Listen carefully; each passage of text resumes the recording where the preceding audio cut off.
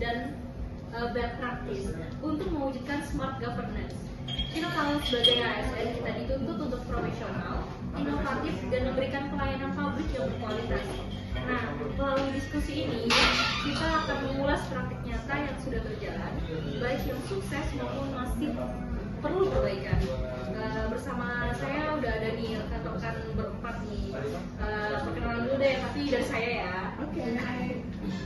Perkenalkan saya sendiri Sofa Rizkina sebagai moderator di sini.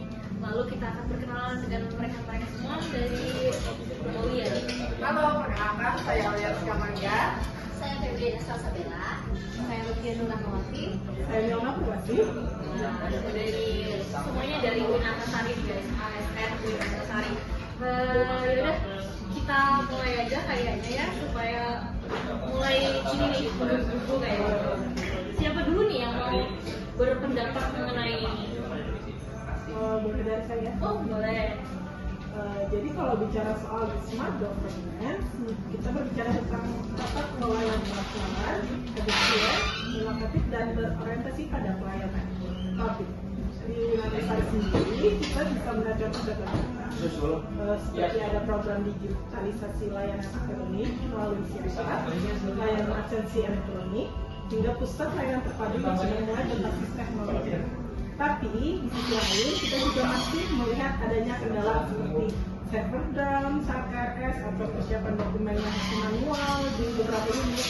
Jadi good practice yang bisa kita tambahkan, tapi ada juga bad practice yang harus kita evaluasi. Mari kita bahas lebih. Oke, benar banget. Jadi di sini kita tuh mau menyoroti salah satu good practice yang terbaik di Winantasari ini, guys. Jadi salah satunya itu yaitu penerapan persiapan online. Ini memungkinkan mahasiswa untuk melakukan berbagai layanan akademik, mulai dari pengisian KRS, melihat nilai, hingga cetak UHS yang semuanya itu bisa dilakukan tanpa harus mendatangi langsung biro akademik. Nah, selain itu, di sisi lain juga ada sistem absensi elektronik atau sistem presensi ya bagi ASN dan dosen. Dengan sistem ini tuh absensi lebih jadi transparan dan real time sehingga meminimalisir manipulasi. Menurut saya ya, kunci keberhasilan dari praktik baik ini itu ada pada 3 hal. Yang pertama itu ada dukungan penuh dari pimpinan.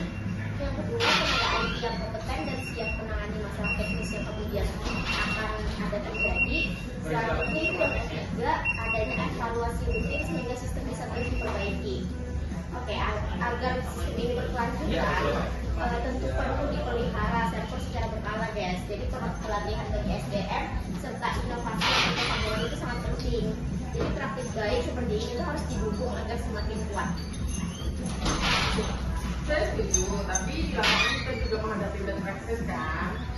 Salah satu contohnya itu kayak server down, nah itu kan bisa menghambat mahasiswa, kemudian menghambat pelayanan, menimbulkan keluar bagi mahasiswa, dan bahkan juga benar-benar kepercayaan publik dan mahasiswa yang memakai sistem itu.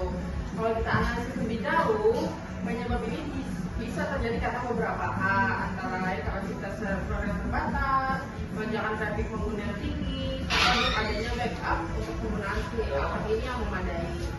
Untuk mencegah hal ini, ada beberapa strategi. Yang pertama itu yaitu meningkatkan kapasitas server agar bisa menampung pengguna lebih banyak dan kapasitas penyimpanan kita juga lebih banyak. Yang kedua, menggunakan cloud server sebagai alternatif yang lebih fleksibel. Terus yang terakhir ada membentuk tim IT khusus yang dimana menangani jika ada gangguan. Jadi kita tidak perlu lagi melempar sana sini kalau ada gangguan. Jadi bisa untuk satu pintu saja. Selain itu ada juga praktik pemasukan dokumen yang masih manual. Hal ini bisa menyebabkan proses pencarian data jadi lambat karena kita harus ada dokumen secara manual, harus berlok arsip, harus dari satu persatu, by nama, dan apalagi kan seperti itu bisa rawan kehilangan. Nah, alternatifnya tentu dengan mendorong digitalisasi arsip dan penggunaan sistem manajemen dokumen. Ada lagi nggak nih kalau menurut mbak-mbak semua ini tentang ini? Kalau kita kaitkan dengan perspektif ASN, sebenarnya kedua contoh tadi memberi pelajaran kepada good practice merupakan pencerminan penerapan sistem merit di mana SDM dipilih berdasarkan kompetensi. ASN juga dituntut profesional dalam menjalankan tugas agar pelayanan berjalan efektif.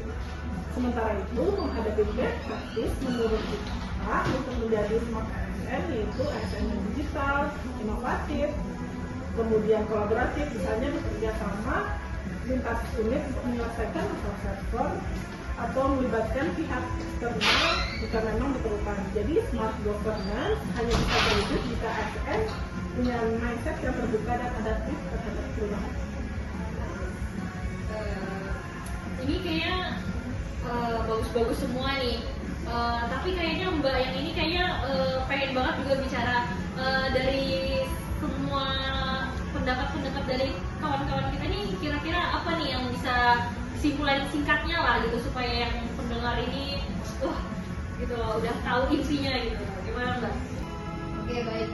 Jadi dari kesimpulan tadi ya, dari diskusi ini kita bisa mengambil beberapa kesimpulan penting ya. Yang pertama, good practice seperti penerapan siakat dan presensi elektronik menunjukkan bahwa Win Antasari sudah berada di jalur yang tepat menuju smart governance. Yang kedua, bad practice seperti server down atau arsip manual harus segera dibenahi agar tidak merugikan publik. Kuncinya itu dari semua ada pada ASN.